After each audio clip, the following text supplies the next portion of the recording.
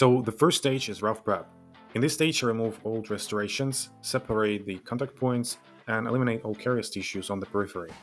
This helps me clearly define the margin of the cavity.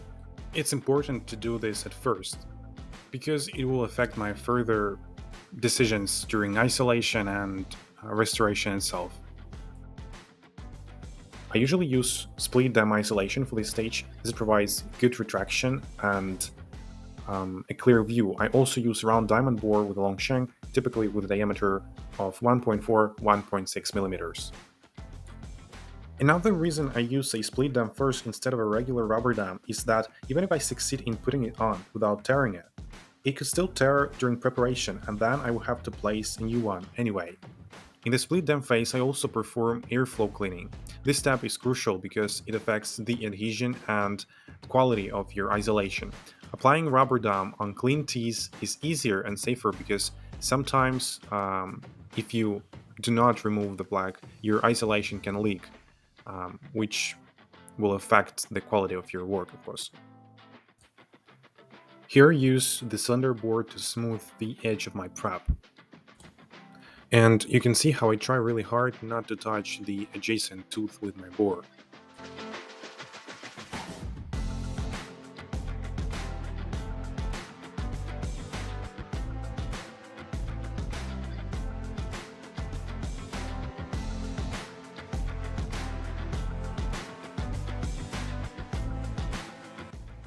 What I want to achieve here is nice 90-degree angle with intact enamel without any aprismatic or cracked parts.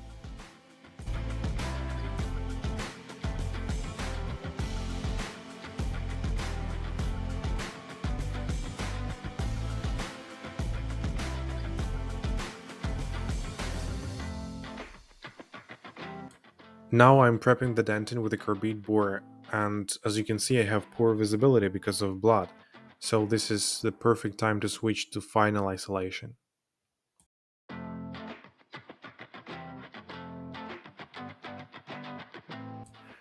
So for my final isolation, I use a thick latex rubber dam. It is called silk glue. It gives you really good tissue attraction. And now I can finish my prep and do air abrasion afterwards with the 27 micron aluminum oxide.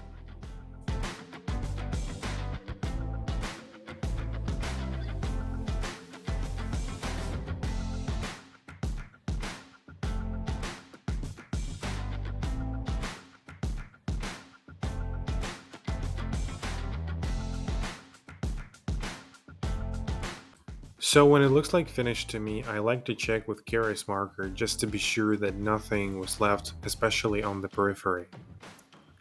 The Caries marker also stains statuary dentin, which is located on the floor of the cavity. You don't have to remove it because you risk exposing the bulb, which could lead to endodontic treatment. But before treatment, I always take a bite wing radiograph to check the depth. I do vitality test and perform a cone beam CT in case there is a periodontal lesion.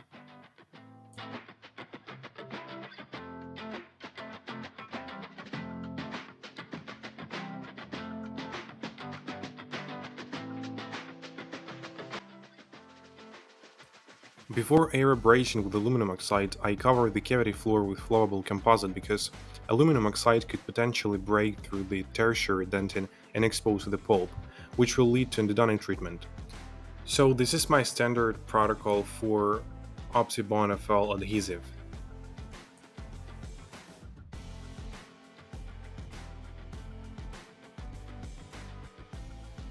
After etching, I rinse the dentin with water, chlorhexidine 2% and 95% alcohol. I remove excess alcohol using a piece of paper or a microbrush. Then I apply primer for 20 to 40 seconds and air dry it after. Then I apply adhesive and blow it with air again to be sure that it spreads evenly on the surface.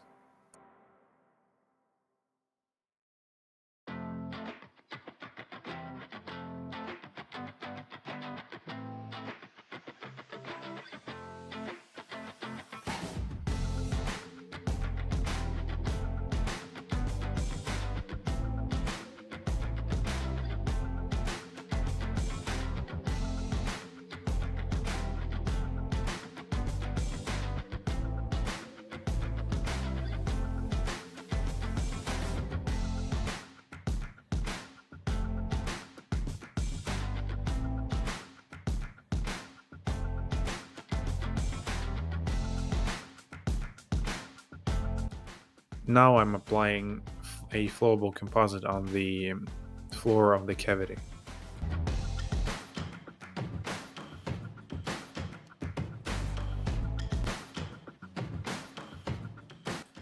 And this is how it looks after sandblasting. Now I do my adhesive protocol over again, but for both premolars.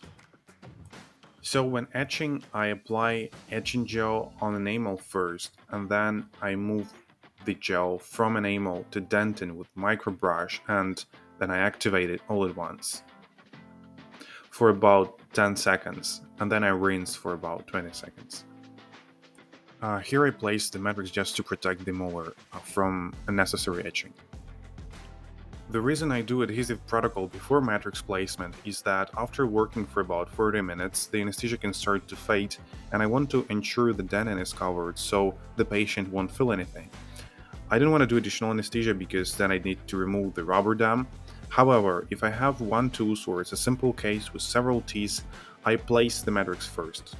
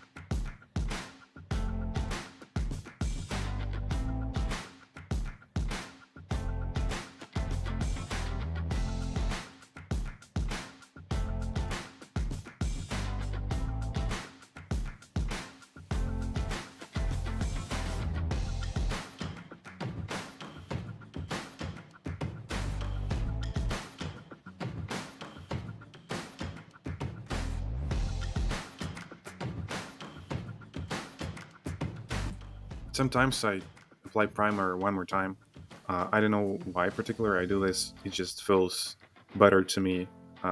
Like I want to be sure that all surface is covered with primer nicely, and after I dry it, it looks wet still, even though it's dry. So this is what I want to achieve here.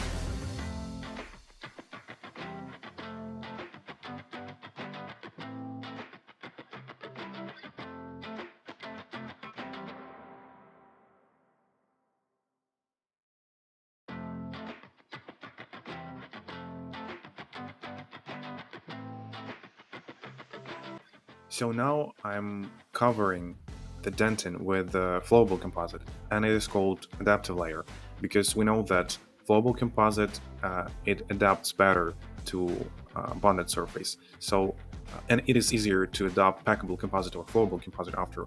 So this is the reason, the first reason, and the next reason is that you can see that there is an enamel without support on the edge apically. So when I will place my wedge, I risk to chop it off. Unfortunately, it happened anyway, but I am here to share my mistakes as well, and I think it's really interesting material to think about. And I guess if I had covered the enamel with composite before matrix and wedge placement, it might not have happened. Alternatively, I could finish the edge of my prep with oscillating diamond tips instead of a bore, or use an increasing handpiece instead of a turbine. This is how I do my proximal wall. I work in two stages. First, I apply a flowable composite on the floor, and then I add a packable composite, packing it all together to ensure the composite fills all gaps. This forms the initial layer of my proximal wall. In the next stage, I focus on forming the marginal ridge.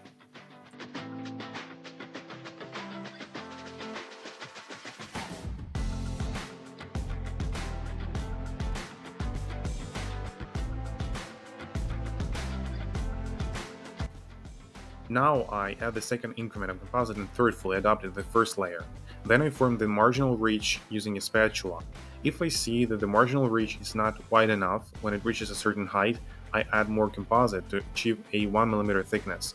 This way I avoid adding more composite later, ensuring really nice and smooth surface.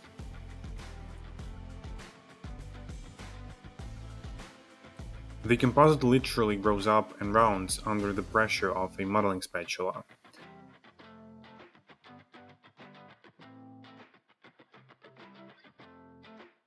Then I make the surface even smoother with a microbrush that is wetted in modeling resin.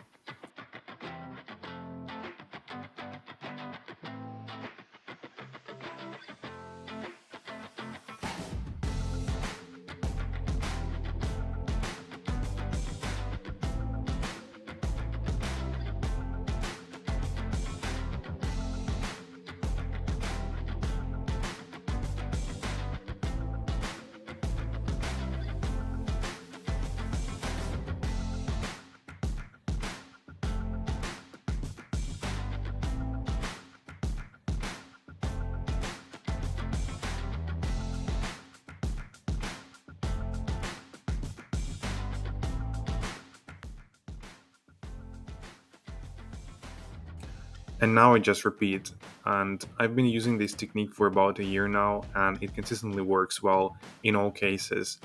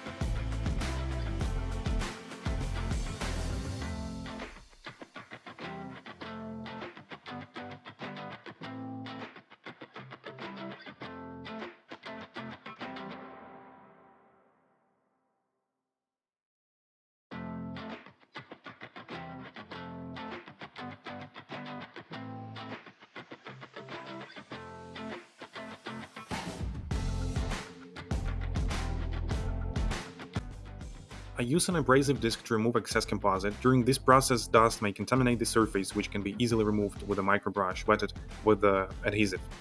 If blood or saliva contaminate the composite, I wash it with water first, then I apply 95% alcohol, rinse with water again, and dry. Next, I apply adhesive and proceed with modeling as before.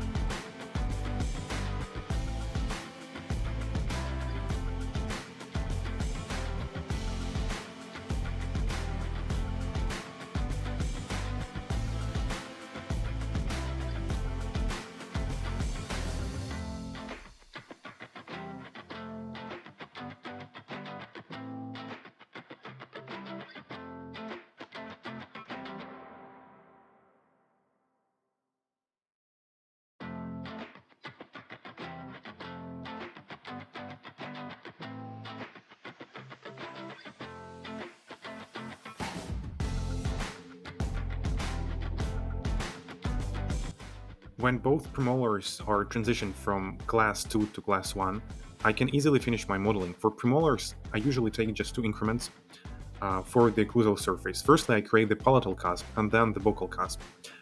When they meet each other in the middle of the occlusal surface, the groove forms naturally.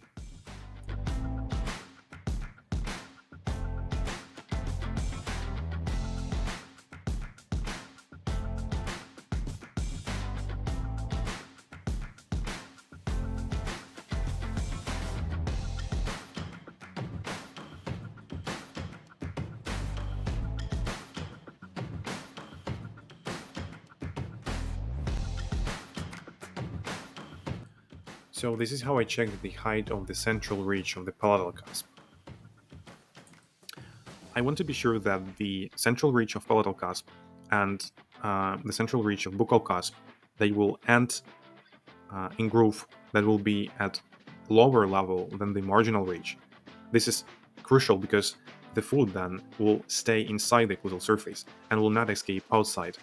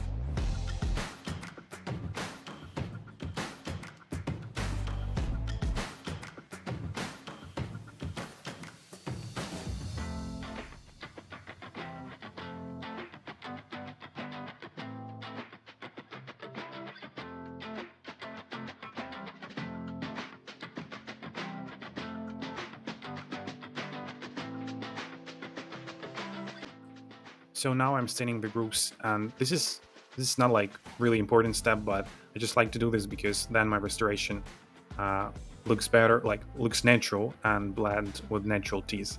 Uh, Also, another reason is because I want to seal the grooves that I've made. But for example, if natural teeth doesn't have any pigmentation, then I wouldn't stain my restoration specifically. But I still think that stain gives your restoration a depth, and without stain it looks kind of flat. So maybe I would add a little of yellowish stain in that case. So this is how I polish my restoration. First, I remove excess composite with the abrasive disc, and then I just use polishers. And the main principle here is to gradually decrease the abrasiveness of your polishers until you reach the gloss. So it could be any system. You can see what I use specifically here.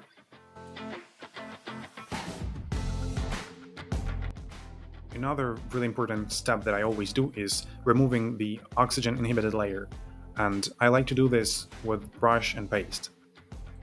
It is easier to polish a restoration when an oxygen inhibited layer is removed, and also I never polish it like with rubber dam. So I remove rubber dam, I check the bite, and only then I polish the occlusal surface. And if you So if the oxygen inhibited layer is there and you check it with biting paper, it stains your restoration and it's really hard to remove. So this is why another reason why you should remove this before polishing.